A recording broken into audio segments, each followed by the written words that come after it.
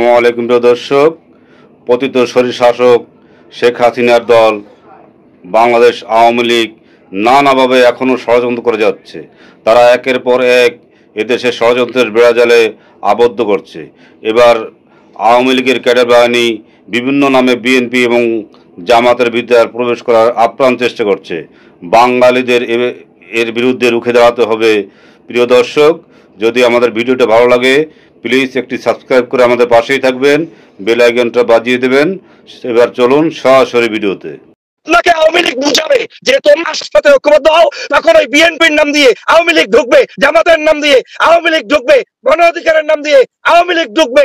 বাস্তবিক অর্থে বাংলাদেশে আপনি আরো দুর্বল হবেন। যেমন আমাদের মধ্যে এত অস্থিরতার দরকার কি আছে, আমাদের মধ্যে এত দৌড়াদৌড়ির দরকার কি আছে, আমাদের মধ্যে এত সব দাবিগুলো একদিনে পেশ করার কি আছে। আপনি নিজেই বলছেন যে সেনাবাহিনীর ওয়াকারুজ্জামান সাহেব অত্যন্ত ভদ্র মানুষ, তিনি চেষ্টা করছেন, তিনি কাজ করছেন, তিনি একটু ভদ্র মানুষ, ধীরে ধীরে কাজ করতে পছন্দ করেন। আর আপনাকে তো ধীরে ধীরেই করতে হবে। সমস্ত বাংলাদেশ যুদ্ধ বিধ্বস্ত অবস্থায় এখন আছে, এটাকে আন্দোলন কেন বলছেন? 1000-এর অধিক মানুষকে তারা হত্যা করেছে। এই হত্যার পরে বাংলাদেশে ভয়াবহ ধরনের একটি বন্যা গিয়েছে। যেই বন্যায় ফেনীতে আমার ভাইদের কি কষ্ট হয়েছে আপনি দেখেছেন। এই সরকারকে সেই বন্যা সামাল দিতে হয়েছে। দেশবাসীর সকলের সহযোগিতায় বন্যা থেকে আমরা মাত্র উঠতে পেরেছি। জি সাগর ভাই, আপনাকে অসংখ্য ধন্যবাদ, আবারও ধন্যবাদ জানাচ্ছি। আমি একটু বর্তমান সরকারের কার্যক্রম এবং আমাদের দেশবাসীকে কয়েকটি কথা বলতে চাই। আমাদের মনে রাখতে হবে, বাংলাদেশে কিন্তু একটা হতাশা লীগ নামক একটা শব্দ প্রচলিত আছে, যে কোনো কিছুতেই হতাশা প্রকাশ করা। এটা আমাদের বর্তমান সময় এবং এই ট্রেন্ডটা আজকে না, প্রায় আরো কয়েক মাস আগ থেকে চলমান রয়েছে। বাংলাদেশে ডক্টর মোহাম্মদ ইউনূস সাহেবকে আমরা পেয়েছি, একজন নোবেল লরিয়েটকে। আমি মনে করি এটা আমাদের জন্য সৌভাগ্যের। দ্বিতীয় হচ্ছে, সারা দিনও যদি আমি যুদ্ধ করতাম, কিন্তু সেই যুদ্ধে যদি আমার দেশের নাগরিকরা ঐক্যবদ্ধভাবে ঝাঁপিয়ে পড়ে এই আন্দোলন না করতেন, আমরা সফল যেমন হতে পারতাম না। পাশাপাশি সেনাবাহিনী যদি আজকে এইরকম আমাদের পাশে না দাঁড়াতেন, তাহলে আজকে আমরা সফল হতে পারতাম না। তাহলে এই যে সেনাবাহিনী আমাদের পাশে দাঁড়িয়েছে, সহযোগিতা করেছে, এখন এই সেনাবাহিনী এবং ডক্টর মোহাম্মদ ইউনূস সাহেবের এই অ্যাক্টিভিটিসকে আমাদেরকে সময় দিয়ে সহযোগিতা করতে হবে। যেমন দেখেন, আমরাই যখন তুলছি যে আওয়ামী লীগের লোকজন গ্রেপ্তার কখন হবে, কিভাবে হবে, আবার এট দ্য সেম টাইম আমরাই কিন্তু তুলছি প্রশাসনের লোকগুলো সব আওয়ামী লীগের। আমরা একই সাথেই কিন্তু আবার বলছি যে পুলিশ এখন পর্যন্ত ঠিক হয়নি। তাহলে গ্রেপ্তার যে করবে সে লোকটাও তো পুলিশ, না হয় আর্মি, না হয় বিজিবি, যে কোনো পদ্ধতিতে আপনাকে অ্যারেস্ট করতে হবে কিংবা তাদেরকে কাস্টডিতে নিতে হবে। এখন বাংলাদেশের জনগণের যেটা করতে হবে, রাজনৈতিক মানে মানে কি বলে, যেটা ঐক্যবদ্ধ সবাই চাচ্ছে, রাজনৈতিক নেতাদের যে কাজটা করতে হবে সেটা হচ্ছে তাদেরকে ধৈর্যের পাশাপাশি সহযোগিতা করতে হবে। এখন এই সরকার হচ্ছে বেটার দেন শেখ হাসিনা সরকার। যে শেখ হাসিনা আপনাকে কথা বলতে দেয় নাই, আপনাকে কাজ করতে দেয় নাই, রাজনৈতিক মাঠে আপনি আমি এই মুহূর্তে বাংলাদেশ থেকে কথা বলছি, গত 6 বছরে তো আমি পারিনি। তো এই যে পারিনি, এটাই আমার জন্য স্বাধীনতা। আজকের এই বাংলাদেশের এই সরকার, গতকালকে যেমন ডক্টর মোহাম্মদ ইউনূস সাহেব যে বক্তব্য দিয়েছেন,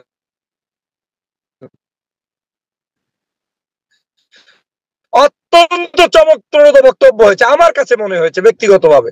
নেক্সট এগুলো করব। এখন দাবি দাওয়াগুলো পেশ করতে গিয়ে আওয়ামী কুচক্রী মহলকে উস্কে দেওয়ার মতো পরিস্থিতির যাতে সৃষ্টি না হয়, সে ব্যাপারে আপনাকে কিন্তু সজাগ দৃষ্টি রাখতে হবে। আমি মনে করি দূরদর্শিতা সরকার দেখাবে কি, তার চেয়ে বেশি দেখানো দরকার বাংলাদেশের বিরোধী রাজনৈতিক দলের সকলের। যেমন আমাদের মধ্যে এত অস্থিরতার দরকার কি আছে, আমাদের মধ্যে এত দৌড়াদৌড়ির দরকার কি আছে, আমাদের মধ্যে এত সব দাবিগুলো একদিনে পেশ করার কি আছে। আপনি নিজেই বলছেন যে সেনাবাহিনীর ওয়াকারুজ্জামান সাহেব অত্যন্ত ভদ্র মানুষ, তিনি চেষ্টা করছেন, তিনি কাজ করছেন, তিনি একটু ভদ্র মানুষ, ধীরে ধীরে কাজ করতে পছন্দ করেন। আর আপনাকে তো ধীরে ধীরেই করতে হবে। আপনি তো একসাথে একদিনে সবকিছু রিমুভ করে, যেমন আমি যখন দেখি বিভিন্ন কন্টেন্ট ক্রিয়েটররা অনলাইনে আজকে লেখে এটা হয়ে যাচ্ছে, কালকে রেখে ওটা হয়ে যাচ্ছে, মনে হয় যেন সবকিছু আপনার হাতে উঠানো, আপনাকে যা বলবেন তাই আপনার হাতের মুঠে চলে আসবে। এটা তো দেশ না। এই দেশটা গত 16 বছরে আওয়ামী লীগ ধ্বংস করেছে। এটাকে আপনার অনুধাবন করেই একটা সুষ্ঠু সুন্দর পদ্ধতিতে দেশটাকে সংস্কার করতে হবে। আমরা সবাই জানি এদেশে একটি নির্বাচন দরকার, কিন্তু এই নির্বাচনটা আজকে কিভাবে হবে? 6 মাসেও তো দূরের কথা, 1 বছরেও সম্ভব না।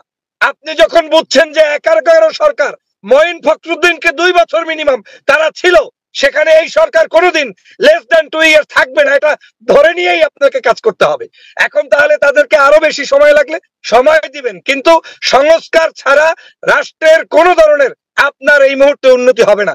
আর সংস্কার করতে হলে দেশবাসীকে সবার আগে ধৈর্য ধরতে হবে। যেমন আপনার ইলেকট্রিসিটি প্রবলেম থাকতে পারে, আপনার যে কোনো একটা হঠাৎ করে বন্যা হলে না, কিন্তু এই যে সংস্কারের সময়ের কথা আমি যতটুকু বুঝতে পারছি যে আপনি ডক্টর মোহাম্মদ ইউনূসের গঠিত যে উপদেষ্টা পরিষদের তাদের যে অবস্থান সেটাকে আপনি সমর্থন করছেন। যে সংস্কারের ব্যাপারে প্রশ্ন যে উঠছে সেটা হলো কতটুকু সময় নিয়ে সংস্কার করতে চায়। যেমন রাশেদ খান কিন্তু বলতে চাচ্ছে যে তারা একটা রোড ম্যাপ চায়, এবং জনাব রাশিদুল ইসলামও বললো যে রোড ম্যাপ চায়, তারা বলতে তো হবে যে হ্যাঁ আমরা এটা করতে চাই ওটা করতে চাই, এই জিনিসটাকে চায়।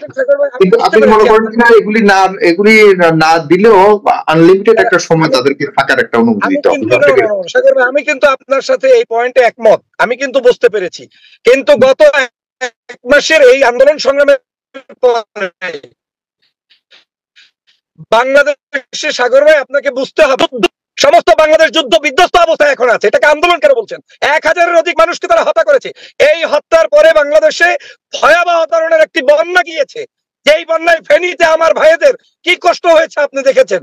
এই সরকারকে সেই বন্যা সামাল দিতে হয়েছে, দেশবাসীর সকলের সহযোগিতায় বন্যা থেকে আমরা মাত্র উঠতে পেরেছি। তারপরে আপনি দেখেন তারা কিন্তু সকল রাজনৈতিক দলের সাথে ইতিমধ্যে বৈঠক করেছে।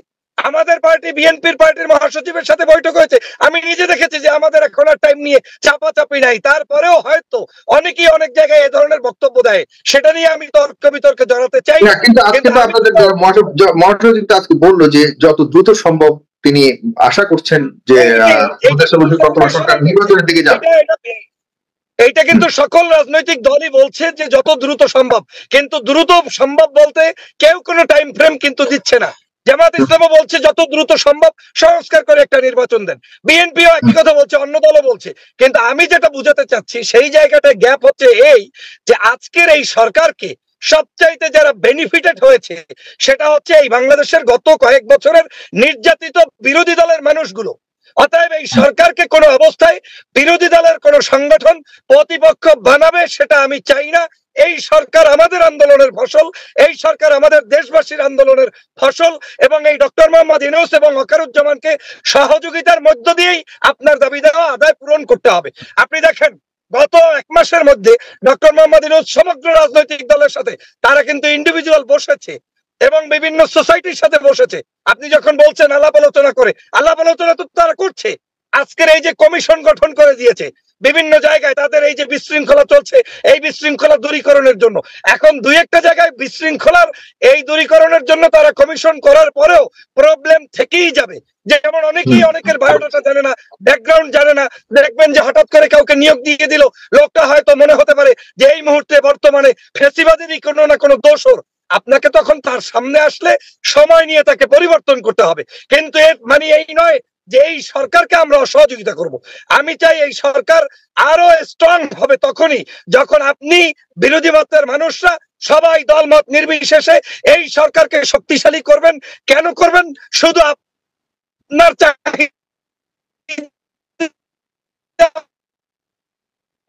পূরণের জন্যই, রাষ্ট্র ব্যবস্থা সংস্কারের জন্যই, নির্বাচনের জন্যই। কিন্তু আজকে যদি সেটা আপনাকে আওয়ামী লীগ বুঝাবে যে তোমার সাথে ঐক্যবদ্ধ হও, তখন ওই বিএনপির নাম দিয়ে আওয়ামী লীগ ঢুকবে, জামাতের নাম দিয়ে আওয়ামী লীগ ঢুকবে, গণ অধিকারের নাম দিয়ে আওয়ামী লীগ ঢুকবে। বাস্তবিক অর্থে বাংলাদেশে আপনি আরো দুর্বল হবেন। সে কারণে আমি বলছি জেনারেল ওয়াকারুজ্জামানের যে পলিসি, এই পলিসিকে আমি সম্পূর্ণ সমর্থন করি। হয়তো একটু ঢিলা ঢালা আপনার কাছে মনে হতে পারে, কিন্তু আপনাকে সময় নিতে হবে। আবার অনেকেই বলছেন কি বলছেন যে ডক্টর মোহাম্মদ ইউনূস সাহেব যেভাবে চালাবে সেভাবে কেন সেনাবাহিনী এখানে ইন্টারাপ্ট করে। সাগর ভাই আপনাকে বুঝতে হবে বর্তমানে এই সরকার কিন্তু টিকে আছে সম্পূর্ণ সেনাবাহিনীর সমর্থন নিয়েই। এটাকে আপনি স্বীকার করেন অথবা না করেন, এটাকে আপনি কোনোভাবে বলতে পারবেন না যে গণতান্ত্রিক প্রক্রিয়ার একটি নির্দিষ্ট সরকার। এটা একটা বৈপ্লবিক সরকার। এই সরকারের সবকিছু আপনার পছন্দ হবে এমনটা নয়। আর যেই সাধারণ শিক্ষার্থীদের বক্তব্য নিয়ে কথা উঠছে, আমিও তাদেরকে সংশোধিত হওয়ার অবশ্যই উদাত্ত আহ্বান জানাই যে অযাচিত বক্তব্য, অন্যায়ভাবে বক্তব্য, রাজনৈতিক দলগুলোকে কটাক্ষ করে বক্তব্য, এগুলোর ক্ষেত্রে তাদেরকে আরো পরিমার্জিত ব্যবহার শিখতে হবে, আলোচনা করতে হবে, কারণ তারাও বয়সে তরুণ। তবে এটাও মেনে নিতে হবে যে তারা ছিল বিদায় আমরা বাংলাদেশ স্বাধীন পেয়েছি। অতএব তাদের ছোটখাটো ভুলগুলো আপনি না ধরে বরঞ্চ তাদেরকে কাছে টানার চেষ্টা করুন, তাদেরকে বুকে নেওয়ার চেষ্টা করুন। তাহলেই বাংলাদেশ এই স্বাধীনতা রক্ষা পাবে, দেশ রক্ষা হবে এবং স্বাধীনতার স্বপ্ন স্বাদ আপনি, আমি, আমরা সবাই মিলে আমরা গ্রহণ করতে পারবো। সেটাই হচ্ছে আমার মূল ফোকাস পয়েন্ট। আমি অবশ্যই নির্বাচন চাই, আমি অবশ্যই স্বাধীনতা চাই, আবার আমি এটাও চাই যে বাংলাদেশের সকল রাজনৈতিক দল এই মুহূর্তে আওয়ামী লীগ ব্যতীত সবাই মিলে ঐক্যবদ্ধভাবে এই সরকারকে সহযোগিতা করে সরকারের একটি সুষ্ঠু সুন্দর পরিকল্পনা বাস্তবায়নের মধ্য দিয়ে গণতান্ত্রিক প্রক্রিয়া। প্রিয় ভিউয়ার্স, যদি আমাদের ভিডিওটা ভালো লাগে, প্রিয় ভিউয়ার্স, আপনারা বিশ্লেষণধর্মী আলোচনা শুনলেন। প্রিয় ভিউয়ার্স, আপনারা বিশ্লেষণধর্মী আলোচনা শুনলেন। প্রিয় ভিউয়ার্স, আপনারা বিশ্লেষণধর্মী আলোচনা শুনলেন। আমাদের পাশেই থাকবেন, ভালো থাকবেন, আল্লাহ হাফেজ। প্রিয় দর্শক, বিশ্লেষণধর্মী আলোচনা শুনে যদি আপনাদের মতামত থাকে আমাদের কমেন্ট বক্সে জানাতে পারেন। ভালো থাকবেন, আল্লাহ হাফেজ।